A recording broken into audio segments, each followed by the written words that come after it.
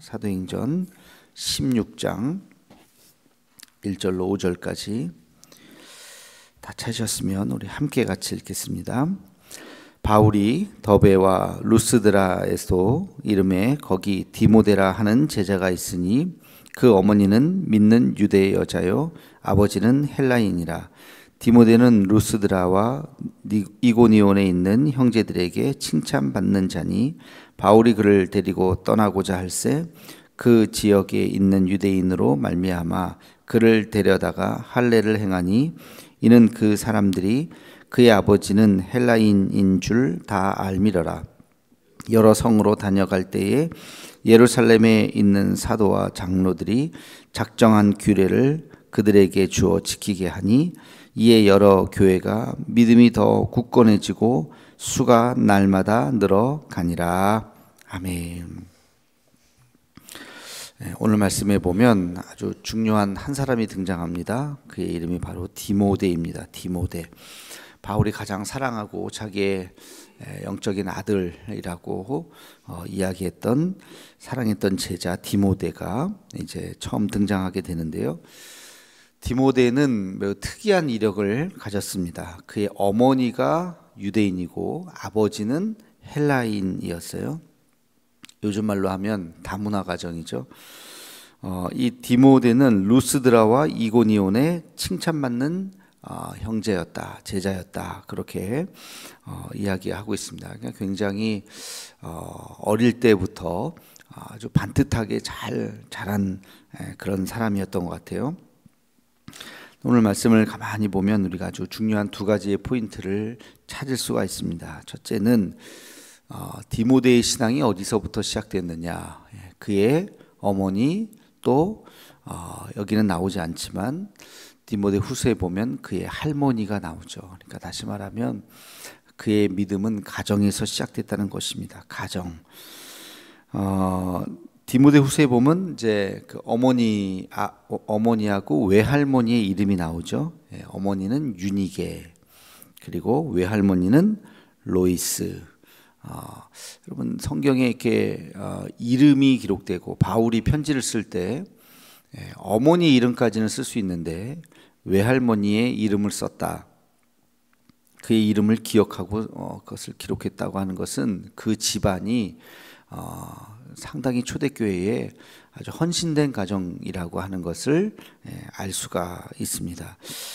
그렇지 않겠습니까? 우리 뭐 교회에 나오시는 할머니 어르신들이면 다 기억을 하겠지만 교회 나오지 않는 어떤 아이의 교회 나오지 않는 분임이라면 뭐 우리가 다 이름을 기억을 못 하겠죠. 그런 것처럼 바울이 그의 할머니의 이름까지 디모데의 할머니 이름까지 이렇게 적어 보면 그 가정이 굉장히 헌신된 가정이라고 하는 것을 알 수가 있습니다. 여러 번 들으셨겠지만 그 유대인들의 신앙은요, 어머니, 목의 중심의 신앙이에요. 그러니까 어머니가 유대인이어야 그 자녀가 유대인입니다. 우리랑은 달라요. 우리는 아버지가 한국인이어야 하잖아요. 아버지, 약간 유교적인 문화인데, 근데 유대인들은 그렇지 않아요. 디모데도 어머니가 유대인이고 아버지가 헬라인이다. 근데 그는 유대인이라고 생각을 하는 거죠.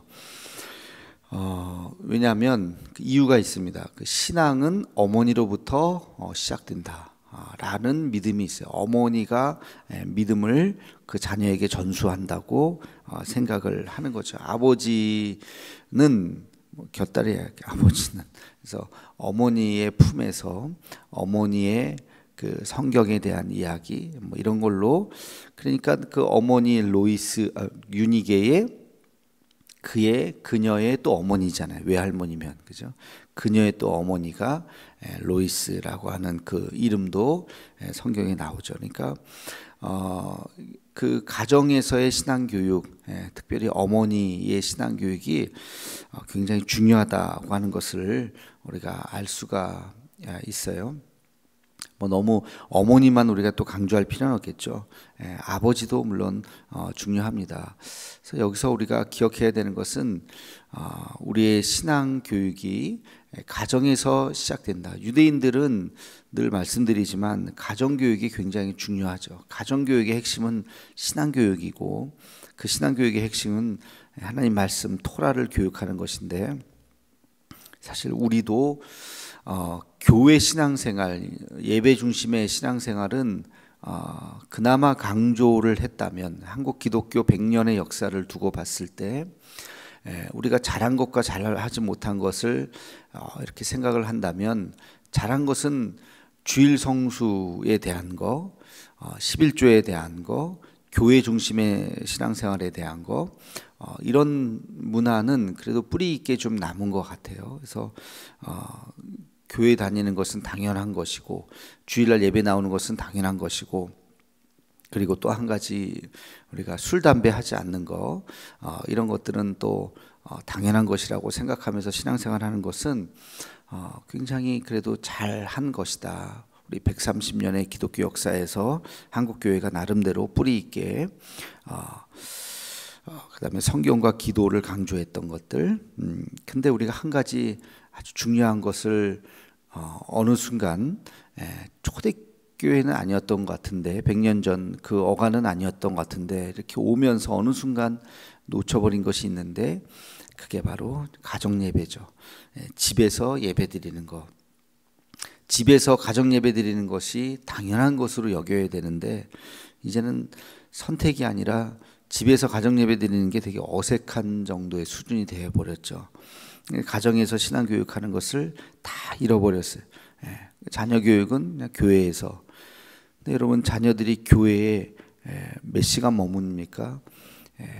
그 교회학교에 머무는 시간은 1시간 남짓이에요. 길어야 2시간도 안 되죠. 일주일에. 그러니까 일주일에 하루에 2시간도 아니고 일주일에 2시간, 1시간, 2시간 교육하는 거 가지고 신앙이 바로 세워질까요? 이거는 이미 불가능한, 이미 그 1시간을 잘 예배 드린다 할지라도 이미 불가능한 거죠. 가정에서 신앙이 잘 세워졌어야 하는데 그것을 잃어버렸기 때문에 다음 세대의 신앙이, 우리가 그 다음 세대, 두 세대를 가지 못하고 지금 뭐 남 얘기할 거 없잖아요. 다 우리들의, 여러분들의 손자 세대가 지금 신앙생활을 잘 하느냐 보면 글쎄요, 한 20%, 평균 잡아서 30%, 다 그런 시대가 지금 되어버렸다는 것이죠. 그래서 한국 교회가 어느 순간 그것을 잃어버렸구나. 이게 굉장히 중요한 성경의 가치인데, 그래서 뭐 그것을 다시 이제 시도하려고 하고, 코로나 때도 다시 하려고 하지만 이게 생각보다 참 쉽지 않죠. 아무튼 이 가정교육이라고 하는 것이 최소한 우리가 머릿속으로라도 이게 참 가정에서의 신앙이 바로 세워져야 하는구나 하는 것을 최소한 기억해야 된다. 그래서 이 디모데, 어린 디모데의 이 믿음, 나중에 우리가 잘 알지만 바울 이후의 세대가 디도, 디모데 이런 사람들이 또 잘 세워지면서 소위 말해서 속사도 시대라고, 그 예수님의 12제자 사도들, 그 제자들 시대에 이제 복음이 전해지고, 그때까지만 해도 굉장한 핍박과 순교의 시대였음에도 불구하고 그 믿음이 바로 세워졌기 때문에 나중에 로마라고 하는 나라가 기독교 제국이 될 수 있었던 배경이 되었죠. 그래서 우리도 이 디모데의 신앙, 그 근거에 대해서 다시 생각하면서 우리의 자녀들, 또 우리의 손주 세대들을 위해서 우리가 다시 한번 기도해야 할 줄로 압니다. 또 한 가지 오늘 말씀에 보면 아주 좀 독특한 게 한 가지 나와요. 바울이 디모데에게 할례를 행하게 했다는 기록이 나옵니다. 3절에 보면 그런 표현이 나오죠. 바울이 그를 데리고 떠나고자 할새 그 지역에 있는 유대인으로 말미암아 그를 데려다가 할례를 행하니, 그 지역에 있는 유대인들이 디모데를 시비를 걸까봐 그에게 할례를 행하게 했다. 이렇게 이해하는 게 정확한 거예요. 왜냐하면 그 사람들이 그의 아버지는 헬라인인 줄 알았기 때문이다. 네, 그러니까 아버지가 헬라인이기 때문에 이방인 아니야. 예. 이방인 취급하니까 그 당시만 하더라도 지난번에 15장에서 그 이야기 읽으셨잖아요. 예. 이방인들에게 복음을 전하는 것에 대해서 아직까지 법적으로는 그날 15일 예루살렘 그 대회의를 통해서 이방인들에게 복음을 전해도 된다라고 결정은 했지만 아직 정서가 따라가지가 않은 거예요. 예. 법은 그렇게 이렇게 결정은 했지만 아직 사람들의 정서가 이방인들이 복음을 전하고 예수님을 믿고 할례를 행하지 않고 하는 것에 대해서 뭐 여러분 그렇잖아요. 법이 탁 만들어졌다고 갑자기 사람들의 생각이 탁 바뀌는 건 아니잖아요. 정서가 아직까지 되지 않은 거죠. 그래서 그것 때문에 디모데가 유대의 지도자로 이제 차기 지도자 아닙니까? 지도자로 세워지는 데에 걸림돌이 될까봐, 시비거리가 될까봐 사람들이 특히 유대 기독교인들이 대다수를 차지하고 있었기 때문에 그들에게 소위 말해서 왕따를 당할까봐 바울이 디모데를 생각하는 마음으로 할례를 행하게 했다. 시비거리를 다 없애버린 거죠. 이 부분이 굉장히 중요한 부분으로 생각이 돼요. 자, 바울이 자기 소신을 버렸는가? 바울을 비판적으로 보는 사람은 할례를 행하지 않아도 되는데 이미 법적으로도 그렇게 결정을 했고 오히려 디모데를 할례를 행하지 않게 함으로써 이방인들에게 복음을 전하는 하나의 샘플로 디모데를 만들었어야 되는 거 아니냐. 어머니는 유대인이고 아버지는 헬라인이고 그가 예수님을 믿는 훌륭한 지도자가 됐는데 나는 할례를 행하지 않은 사람이다 라고 하는 하나의 상징적인 인물로 만들어야 되는 거 아니냐라고 이건 너무 지나치게 바울이 자기의 소신을 버린 게 아니냐라고 볼 수도 있겠죠. 그러나 바울이 생각했을 때는 왜 디모데를 데리고 오늘 말씀에 있듯이 그 지역에 있는 유대인으로 말미암아 그를 데려다가 할례를 행했을까? 그것은 소신을 버렸다기보다는 현실 속에서 이 현실을 받아들였다고 하는 편이 더 나을 수가 있어요. 이 현실이 디모데가 할례를 행하지 않았다면 훨씬 더 많은 저항에 부딪히고 또 비난의 화살을 맞고 어린 디모데가 그것을 감당할 수 있을까라는 생각. 그리고 할례는 안 해도 되지만 뭐 할 수도 있지. 할례를 꼭 안 해야만 또 되는 것도 아니잖아요. 할례면 할 수도 있고 안 해도 상관없고 하는 것이지 이것을 고집하지 않았다는 거예요. 바울은 그것을 고집하지 않았다. 그래서 아마 디모데하고 이야기를 했겠죠. 디모데야, 너 안 해도 되는데 너가 앞으로 성장하려면 할례를 행하자. 그래야 저 사람들이 너에 대해서 이런저런 얘기를 하지 않을 것 같다. 그러면서 어린 디모데를 뭐 어리다고 해서 뭐 초등학생이 아니에요. 한 10대 정도 되는 디모데를 잘 설득을 해서 또 뭐 부모님하고도 얘기했겠죠. 할례를 행하게 하고 그러면 이제 더 이상 유대주의자들이 디모데에게 시비 걸 게 없잖아요. 그러니까 법적으로도 문제 없고 그리고 현실적으로도 할례를 행했기 때문에 디모데가 이제 지도자로 서는데 문제가 없었다는 거죠. 나중에 디모데는 에베소 교회의 지도자가 됩니다. 여러분, 저도 지난번에 성지 순례 가서 알았는데 초대교회의 이 당시 사도행전 시대에 가장 핵심적인 도시는 빌립보가 아니에요. 저는 빌립보서를 되게 좋아해서 빌립보에 대한 좀 약간의 환상이 있었는데 가보니까 중심은 빌립보가 아니에요. 데살로니가가 굉장히 큰 도시였고 그에 비해서 교회는 그렇게 크지 않았고 초대교회의 가장 핵심적인 도시 또 교회는 에베소 교회예요. 에베소 교회. 이 에베소 교회가 굉장히 중요한, 에베소라고 한 도시 자체도 대단한 도시였고 이 에베소 교회가 굉장히 큰 도시였어요. 바로 그 에베소 교회의 지도자가 바로 이 디모데가 됩니다. 그래서 이 에베소에서 하여튼 이 디모데가 굉장히 오랫동안 사역을 하는 것을 보게 되죠.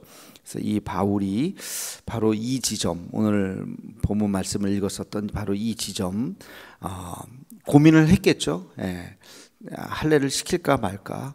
안 해도 되는데 자존심 때문에 뭐 완전한 이방인도 아니고 어머니는 유대인이기 때문에 굳이 할례를 안 시켜도 되지 않나. 그러나 뭐 미래를 봤을 때 할례를 행함으로 시비거리를 없애자라는 그런 결정을 했던 이 바울을 우리가 이거 뭐 설명은 없어요. 그러나 굉장히 중요한 대목이고 나중에 제 바울이 로마서에도 보고 그 서신서에도 보면 이제 그런 고민과 갈등, 특히 유대주의자들, 이방인 이제 우리 그 기독교의 복음을 전하는 데 있어서 갈라디아에서도 보면 자기를 공격했었던 그런 사람들과의 그런 갈등, 이런 것들도 나오고 있는 것을 보게 되죠. 그래서 저는 이 말씀을 보면서 굉장히 또 교회 안에서 중요한 것이 그 진리의 문제와 또 지난번에도 한번 얘기했지만 문화의 문제. 문화는 정서라 그랬어요. 문화는 정서. 그러니까 강대상에 신발 신고 올라가도 되느냐 안 되느냐. 여러분 이게 뭐 신발 신고 올라가도 돼요. 신발 신고 올라가면 안 된다라고 한다면 한국의 모든 교회가 신발 신고 올라가서는 안 되죠. 그렇죠. 다 신발 벗고 올라가야죠. 어느 교회는 올라가고 어느 교회는 안 뭐 신발을 벗고 올라가고 어느 교회는 신발 신고 올라가고. 이것은 정서의 문제라는 거예요. 정서의 문제. 오랫동안 그렇게 했기 때문에 어느 순간 그 정서가 깨진 교회는 자유롭게 신발을 신어도 되고 지금까지 그게 깨지지 않은 교회는 누가 무신고 신발 신고 올라가면 사람들이 그것만 딱 쳐다볼 거예요. 어느 목사님이. 그래서 교회 갈 때 여기 신발을 벗나, 목사님들은 다 그거부터 뭐 제일 먼저 봐요. 올라갈 때 신발을 벗고 올라가는 교회인가 신고 올라가는 교회인가. 그러니까 그거는 정서의 문제예요. 정서의, 진리의 문제가 아니라고요. 그래서 이 유대인의 할례의 문제도 마찬가지예요. 할례의 문제도 안 해도 돼요. 뭐 그러나 안 했을 때 아직까지 유대 공동체의 정서는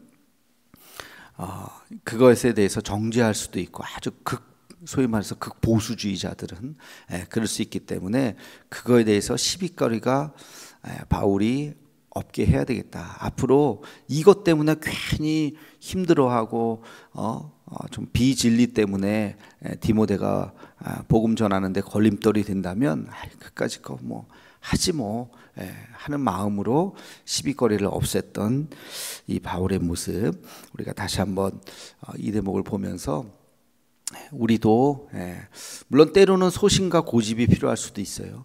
복음에 대한 것들은 타협해서는 안 되고 소신과 또는 우리가 그것에 대해서 고집하고 그래야 되겠죠. 뭐 욕을 먹는다 할지라도.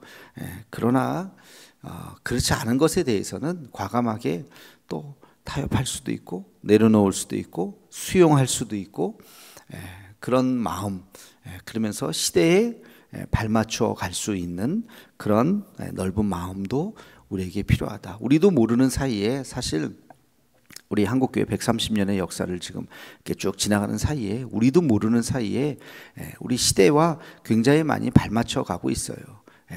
근데 그 선을 넘느냐 안 넘느냐의 문제죠. 그 선을 넘어서면 그 문제죠. 한국교회가 타락하는 거죠.